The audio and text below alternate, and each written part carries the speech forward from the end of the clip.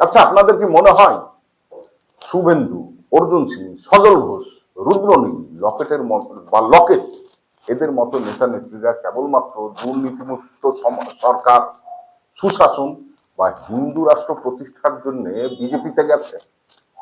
একদমই নয়। গত 23 তারিখ আমাদের রাজ্যে প্রথম দফার ভোট হয়েছে, আর গতকালকে দ্বিতীয় দফার ভোট কমপ্লিট হয়ে গেছে। এখন আমাদের অপেক্ষা করতে হবে আগামী 4 তারিখ পর্যন্ত রেজাল্টের জন্য। তার আগেই গত সন্ধ্যা থেকে টিভিতে যেভাবে বুথ ফেরত সমীক্ষা দেখাচ্ছে, তাতে মনে হচ্ছে এবার কিছু একটা হবে। কিন্তু এটাও একটা ঘটনা যে বিগত বেশ কিছু ইলেকশনের এই বুথ ফেরত সমীক্ষায় যা দেখিয়েছে ঠিক তার উল্টোটা হয়েছে। শুধু আমাদের রাজ্যে নাই, গোটা দেশে সহ আরো বিভিন্ন রাজ্যে। তাই এই বুথ ফেরত সমীক্ষাকে মানুষ সেভাবে আর সিরিয়াসলি কিন্তু নিচ্ছে না এই বছর। তবে এই দফার ভোটের পর বুথ ফেরত সমীক্ষা বলুন বা রাজনৈতিক নেতাদের কথা বলুন বা সাধারণ মানুষের কথা বলুন, সবাই কিন্তু একটা কথা বলতে বাধ্য হচ্ছে যে আগামী দিনে বাম এবং আইএসএফ জোট আবার বাংলায় প্রাসঙ্গিক হচ্ছে। অবশ্য কংগ্রেসও কিন্তু পিছিয়ে নেই, তবে সেটা সাধারণ মানুষের কাছে নয়, কেবলমাত্র কংগ্রেস কর্মীদের কাছে। এবার আমরা দেখে নিই কেন বাম এবং আইএসএফ আবার আমাদের রাজ্যের মাটিতে প্রাসঙ্গিক হতে বাধ্য হচ্ছে।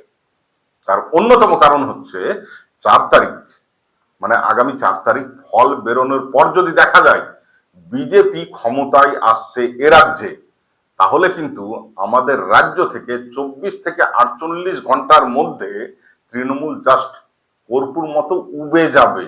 শুধু উবেই যাবে না, কেউ যে তৃণমূল করতো সেটাও অস্বীকার করবে অনেকে।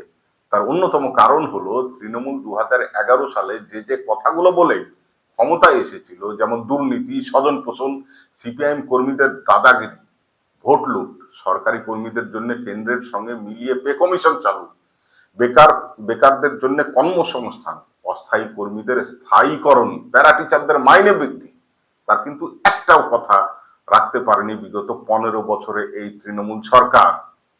বরঞ্চ বাম আমলে যেখানে এই দুর্নীতি বলুন, স্বজন পোষণ বলুন, ভয় দেখানো বলুন শেষ করেছিল সিপিএম, সেখান থেকেই শুরু করেছে এই তৃণমূল।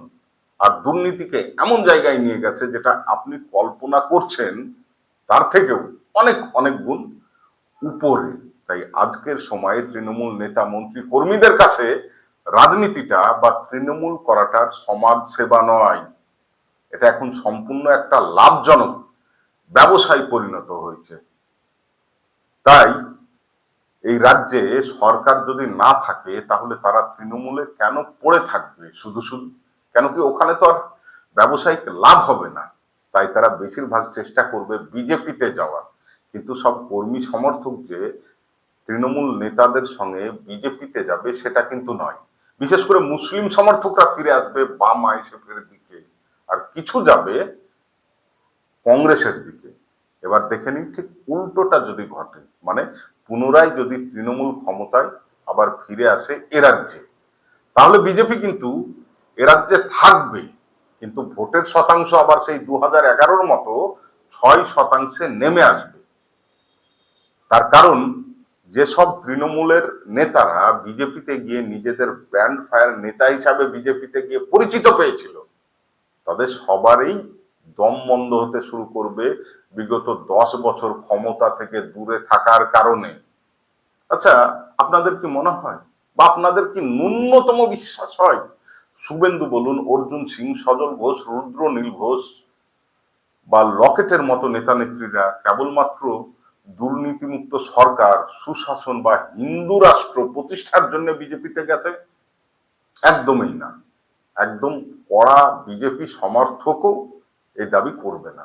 তারা গেছে কেবলমাত্র নিজেদের স্বার্থে, আর কিছু নয়।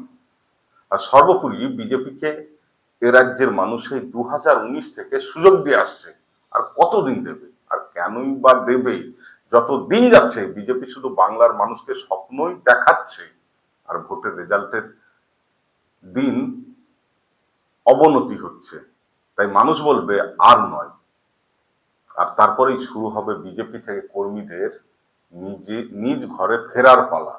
কেন কি 2011 সালের পর থেকে আমরা যদি লক্ষ্য করি তাহলে দেখব তৃণমূল এবং বিজেপির ভোট শতাংশ কিন্তু কমেনি, বরঞ্চ প্রতিটা নির্বাচনে কিছু কিছু করে বেড়েছে। আর কমেছে কার? একমাত্র বামেদের। আবার লক্ষ্য করলে আমরা দেখতে পাবো বামেদের ঠিক যত শতাংশ ভোট কমেছে, ঠিক তত শতাংশ ভোট বেড়েছে বিজেপির।